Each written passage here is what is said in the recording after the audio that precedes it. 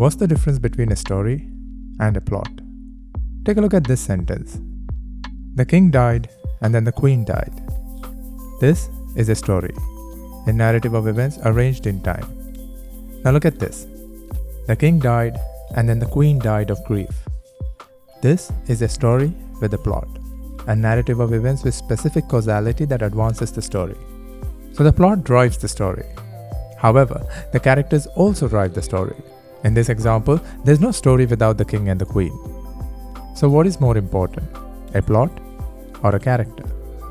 According to Robert McKee, at the heart of storytelling, character and plot are the same. But on the other hand, you have Martin Scorsese saying this. Films that I constantly revisited or saw repeatedly held up longer for me over the years, not because of plot, but because of character and a very different approach to story. Scorsese not only makes a clear distinction between character and plot, he also has a preference. So what is it that these two are differing over? Or are they talking about the same thing? Have a look at this sentence again. In this sentence, you can argue that it is the plot that makes the story interesting. Without the grieving part, the story is a generic one. The characters are the same in both the stories. Add the cause and it has substance. So the plot matters more. Well, not necessarily. Have a look at this 6-word story attributed to Ernest Hemingway. For sale, baby shoes, never worn. The plot is the selling of shoes because they have never been worn. Now there can be multiple scenarios for why the owner never wore them. But the moment you add a definite character, a baby, the story takes a possible tragic turn. Addition of the right character in this situation elevates the plot. This reveals that a plot tightly woven with characters lead to a compelling and intriguing story. However, like McKee, I wouldn't say the plot and the characters are the same. I would rather say they are inseparable. What characters do, the decisions they make, define what events will take place in the story. Those events then feed the information based on which the characters will take further actions. So in other words, the character dictates the plot and the plot feeds the character. They aren't the same, but they are a unified entity. Where I do agree with McKee is the reason for the confusion among the two, confusing the differentiation between the true character and the characterization. The characterization is the sum of all observable qualities of a human being: age, IQ, sex, sexuality, education, fashion choice, profession, attitude, etc.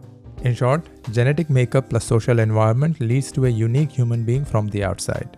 True character, however, is revealed through the choices a person makes under pressure. Greater the pressure, deeper the revelation, truer the character nature. The principle to follow would be, I choose, therefore I am. Look at Akshay Kumar's last 5 lead characters. It might seem like he has played 5 completely different characters: a lawyer, a team manager, an innovator, a revolutionary, and a soldier. But these are mere characteristics, the outer makeup of the character. In all of these 5 films, the lead character is making the exact same choice, standing up for the oppressed against the oppressor, inducing patriotism. They are exactly the same characters. Now it's completely fine to do that. It's just that it's redundant and not interesting.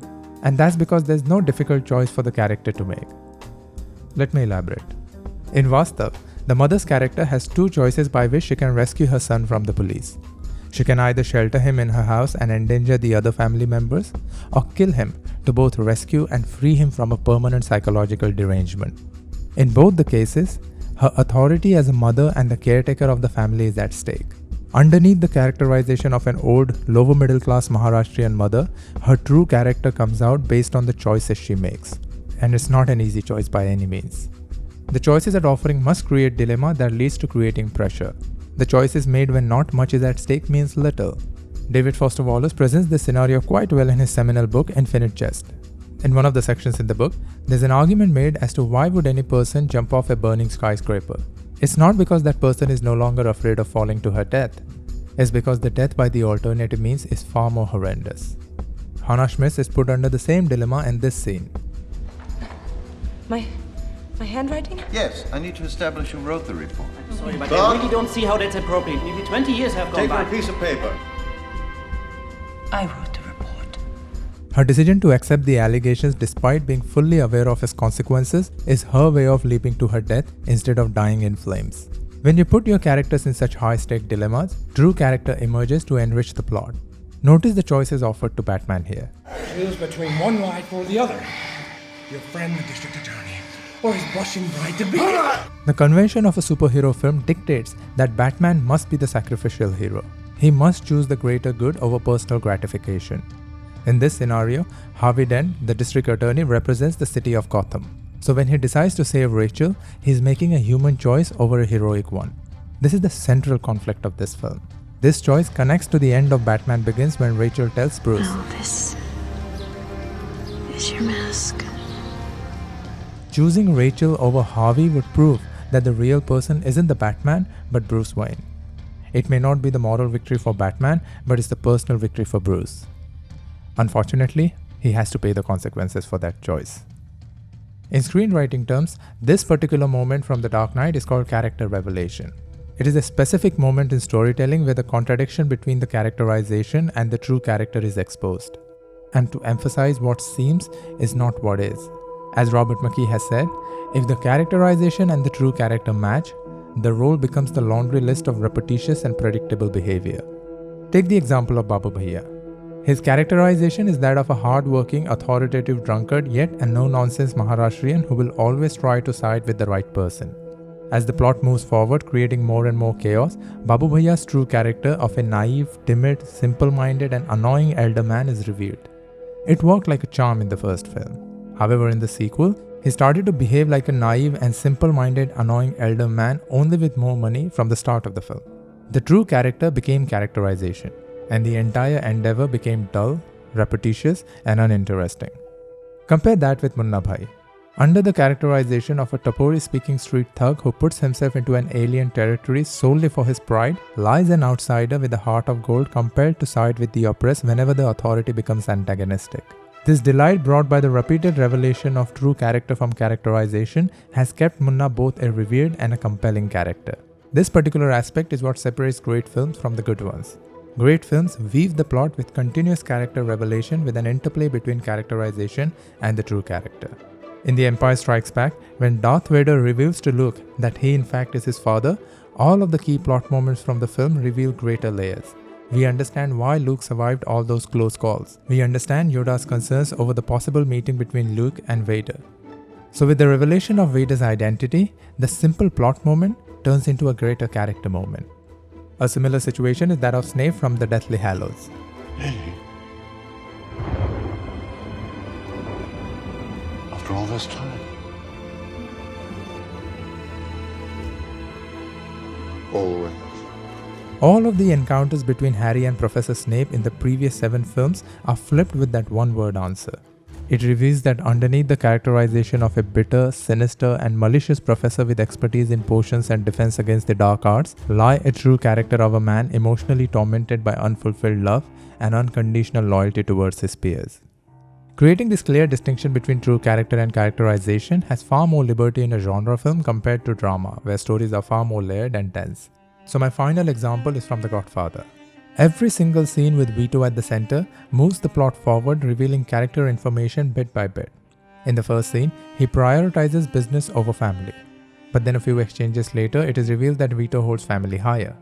We're not taking the picture without Michael. Because a man who doesn't spend time with his family can never be a real man. But he never sacrifices his duty. I'm going to make him an offer he can't refuse. The key scene is this one. You talk about vengeance.